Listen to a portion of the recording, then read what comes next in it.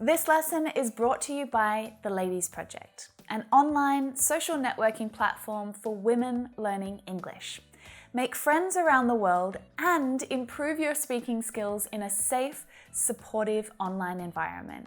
And finally, become that confident English speaker that you know you can be. Hey there, I'm Emma from mmmEnglish. This lesson today is all about natural English expressions that you can use in everyday conversation. I've got 13 idioms that will help you to express doubt and uncertainty, which is really useful, right? Because we don't always have all the answers, do we? I don't care who you are, you don't know everything, you don't always know exactly what you should do.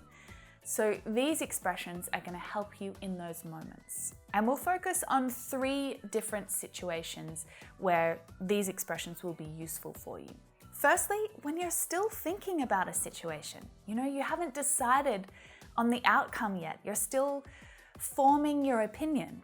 But then there are other times when you genuinely don't know what the outcome will be. So in those situations, instead of saying, I don't know, which can be a little unhelpful or unprofessional, I've got some expressions to help you there. And then, of course, there are always times when you actually need to change your mind, make a different decision to the one that you've already made. So we'll get to those as well.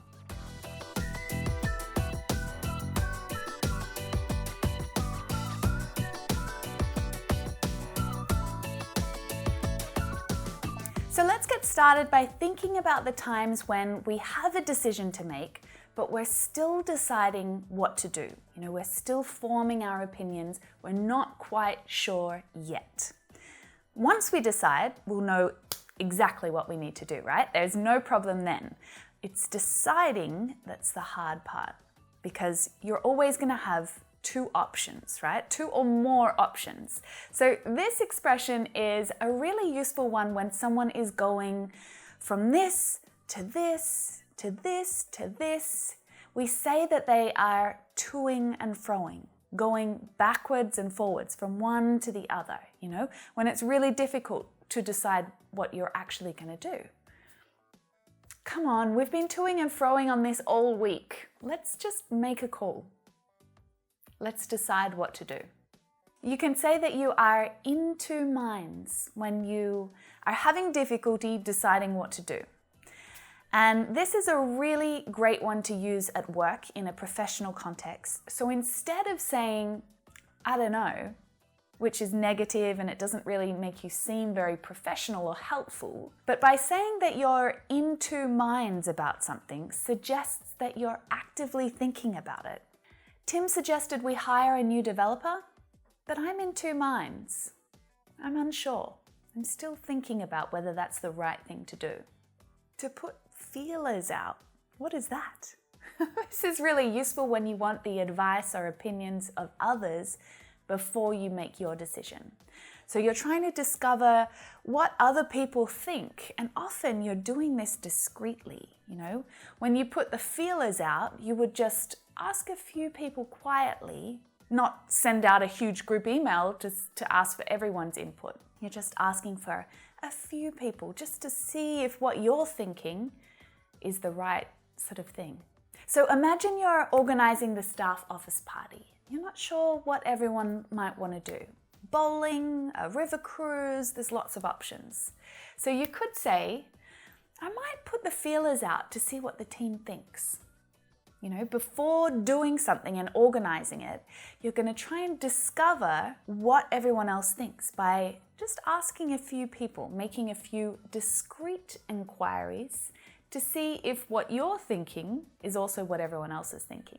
All right, so what on earth is a quandary? If you're in a quandary, say it with me, it's a bit tricky.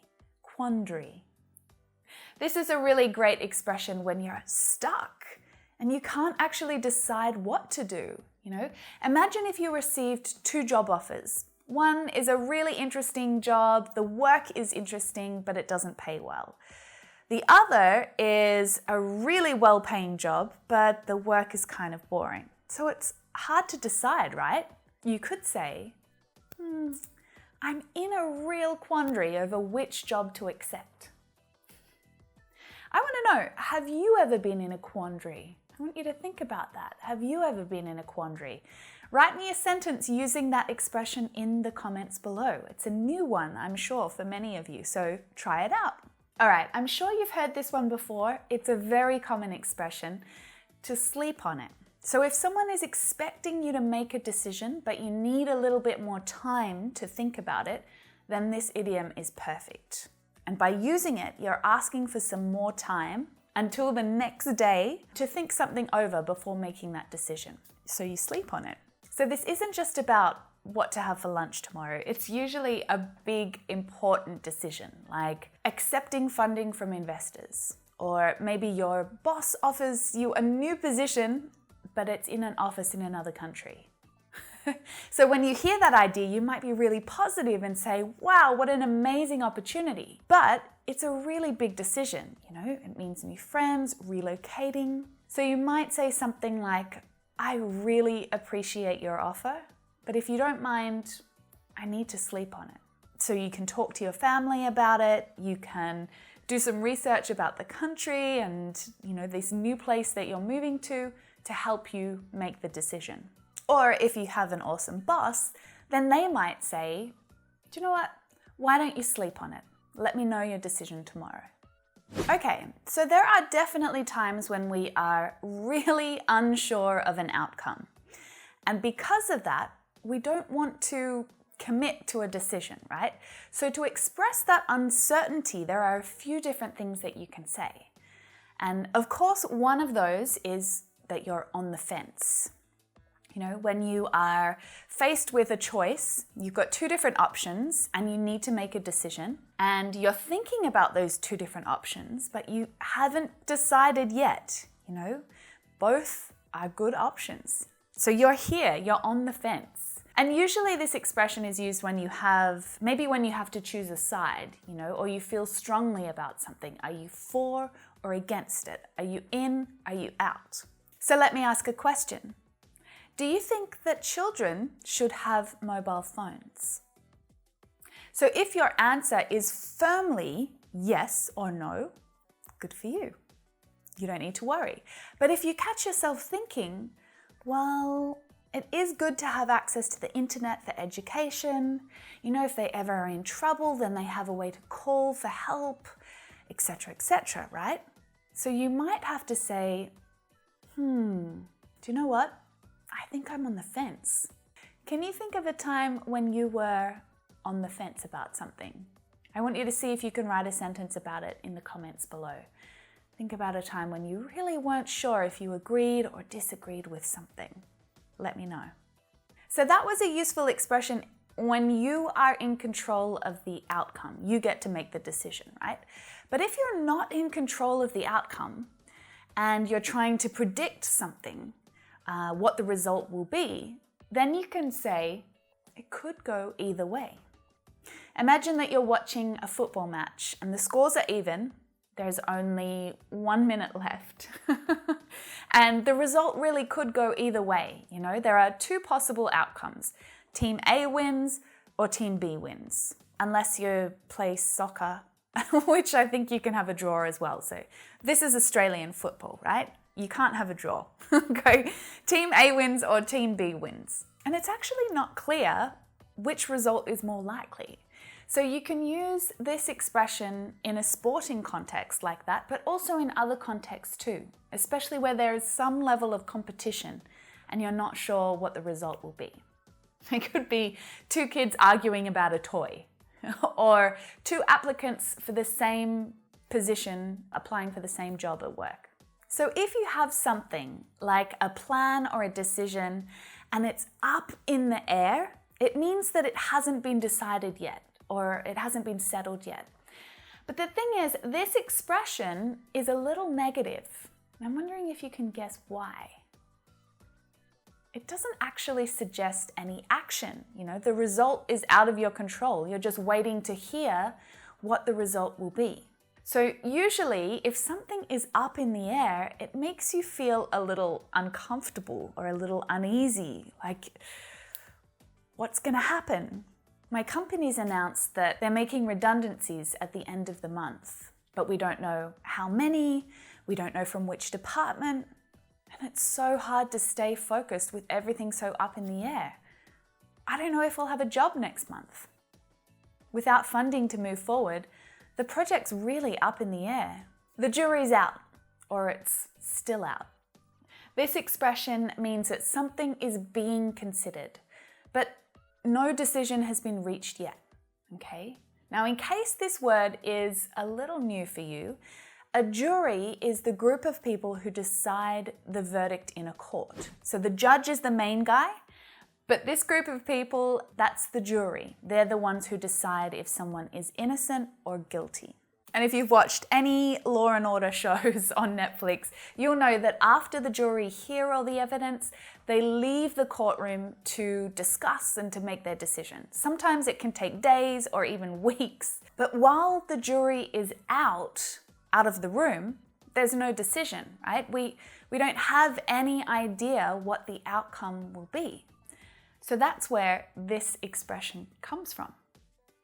Will Australia open its international borders again in 2020? Well, the jury's still out on that one.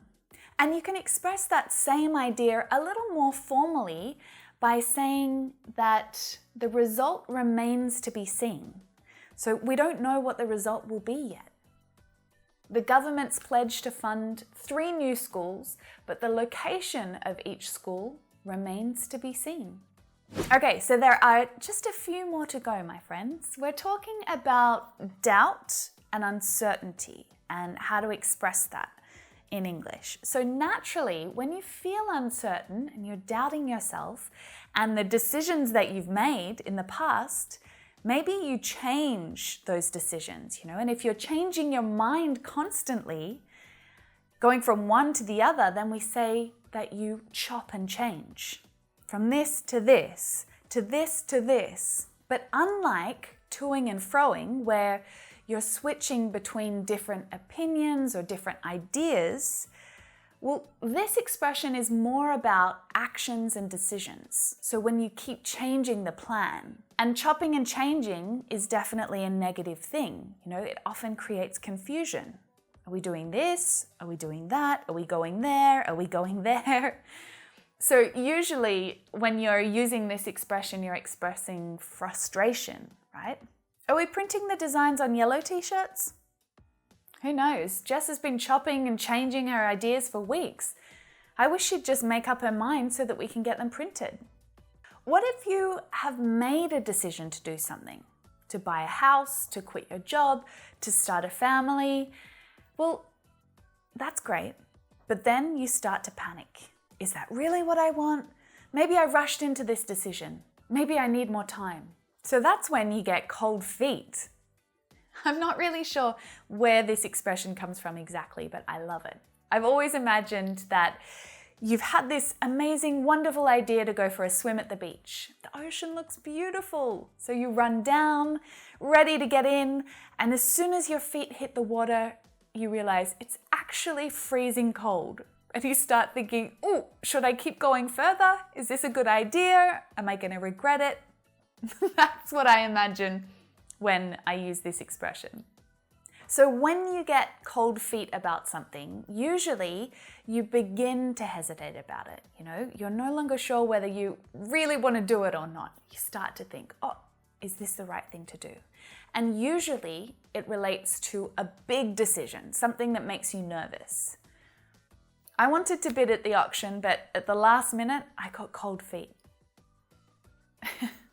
Can you think of a time when you got cold feet and you actually hesitated, or maybe you didn't do something because you thought it was a bad idea? Let me know down in the comments. To have second thoughts. Now, this is another idiom that has a very similar meaning to get cold feet. You can also say, I wanted to bid at the auction, but I had second thoughts. So it's used when you want to change your opinion about something, and you start to doubt your opinion or your ideas. Now, it's not quite as strong as getting cold feet. It doesn't have to be about a really serious decision. It's just when you change your mind. So it might be, I thought the sailing club would be a great venue for our wedding, but I've been down to check it now and I'm having second thoughts. I'll have the pumpkin pizza, please. Oh, on second thoughts, I might try the fish. So there you have it. That was 13 English idioms that you can use when you feel uncertain or unsure about something. I hope that you enjoyed it. If you did, make sure you give it a like, share it with your friends if you want to. This always helps YouTube to know that you like lessons like this. Keep sending them to me, Emma. So most of the idioms that I shared with you today will help you to sound more professional at work, especially when you're not sure what to do, but you want to seem like you're in control of a situation. And definitely all of them are very common everyday expressions that you can start using right now. So keep learning with me here in this lesson, or practice your speaking skills and pronunciation with me in this lesson right here. I will see you in there.